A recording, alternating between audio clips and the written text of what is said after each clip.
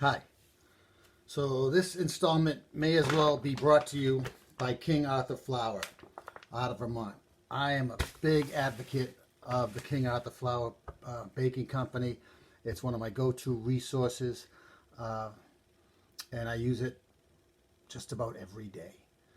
So I've been using their website for a lot of things. What I want to talk to you today is about sourdough starters.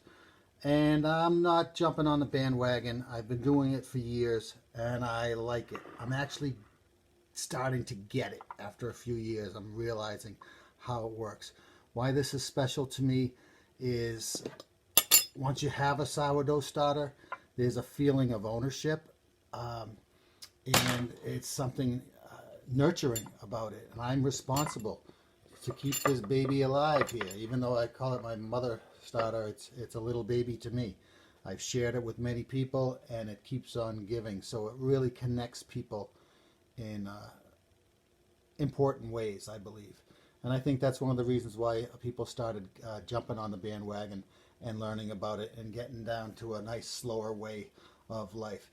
So with this starter, I haven't fed it yet, so I'm just going to feed it right now. Just opening it, I mean, I just got that nice whiff, the pungency, the fragrance that comes out. I see nice bubbles gurgling there. It did come up and crest and drop down a bit already. I can see that visually. It's just a pleasant aroma. Sometimes I'll tell my students when we are working with a sour or something with a lot of yeast, I said, it's like, you know, you want it to smell like the basement of a brewery. Not that they would know what that means. It's just something I say. So I need to feed the starter.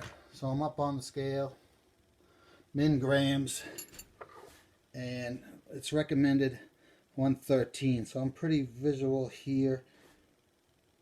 I got 120. I am a-okay with that.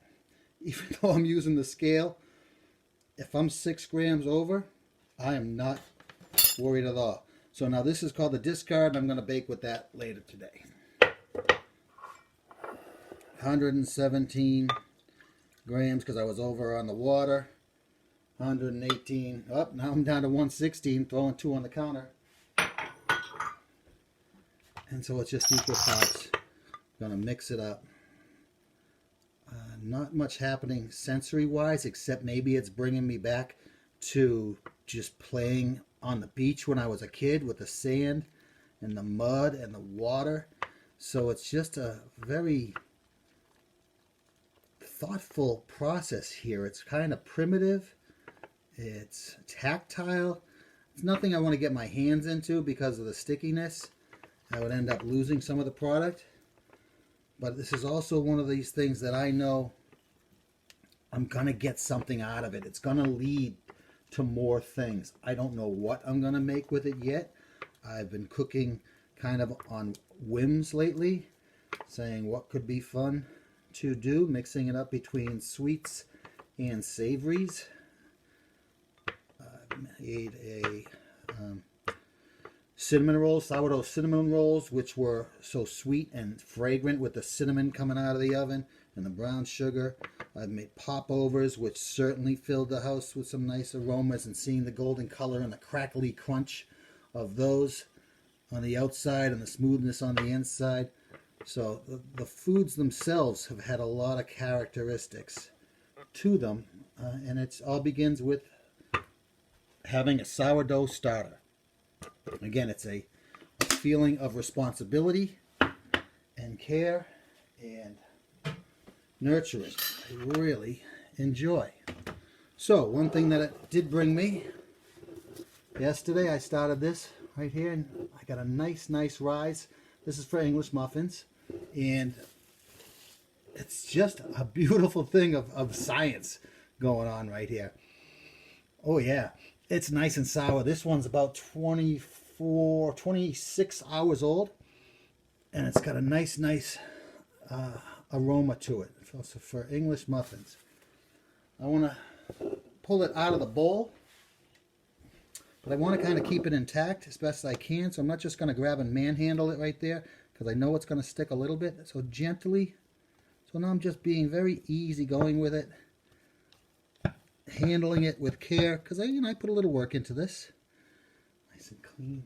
And there it is. I should probably flour the surface a little bit. It probably told me to do so in the recipe.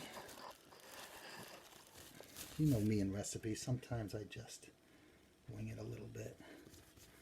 Go right under onto the floured surface. I actually have the recipe posted over here, so I'm making sure I followed the directions.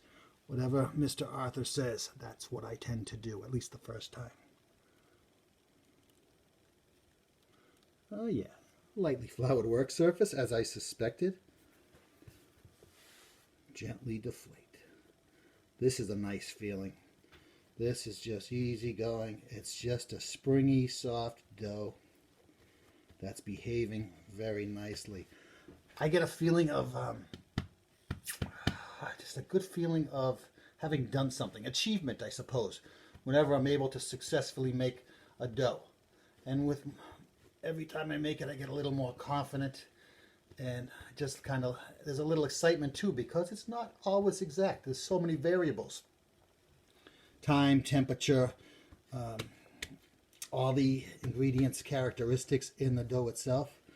So it's telling me to push this down to what size? Cover, let it sit for a few minutes, relax the gluten, divide the dough in half, yeah. 1/2 inch thick. It says to roll 1/2 inch thick. I'm going to do it.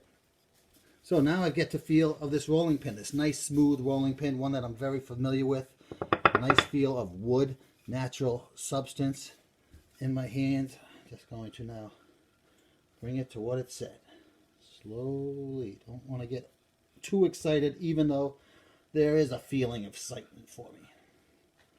Let's show you, let's see what's happening here.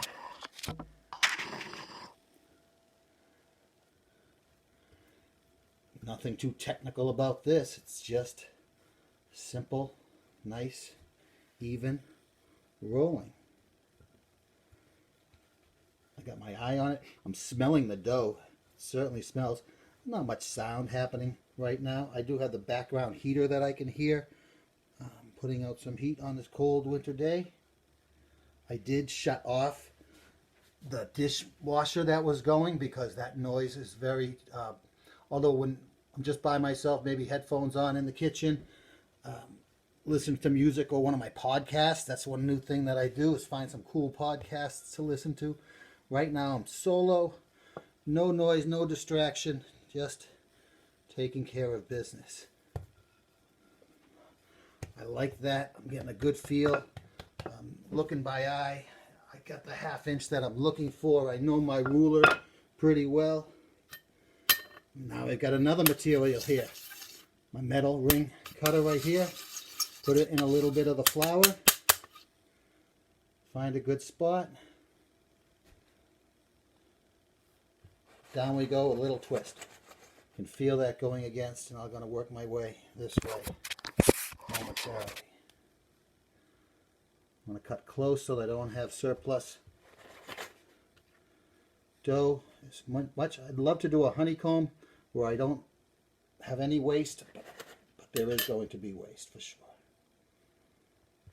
So this has a lot of processes involved. It's got a lot of steps, but they're all enjoyable, and it's something that can break up the day. That's what I mean by the feeling. I can be making this throughout the day. Stuck at home, working from home, school at home. If I can do something at home that gives me a good feeling, gets me moving, I'm all for it. Try one lefty. What do you know? It works lefty too. Amazing tool. It's the simplicity. It's something pleasing about round as well. So many rounds in nature that we see. I've come up with 2, 4, 6, 8, 9 muffins. It's supposed to yield 12 here. I suppose I might get 3 out of these scraps. We're going to see what happens. The pan is at the ready right now because they're going to need a little bit more time. What does it say? Do I have to let these rest again? Yeah, I gotta let these sit and rest until they're light and puffy. So, tell you what, I will do that, and we'll come back for part 2. I know this is going longer than it's supposed to. Again, it's hard for me to shorten these videos. Got a very nice pan here. Nice old dark pan that has got a lot of history in it. And I just like it. Thought it would be a nice choice. So I'm going to just start laying these on this pan. I'm going to work on those scraps, and I'll be back with the final stages of English muffins, sourdough. I think it's going to be a good one.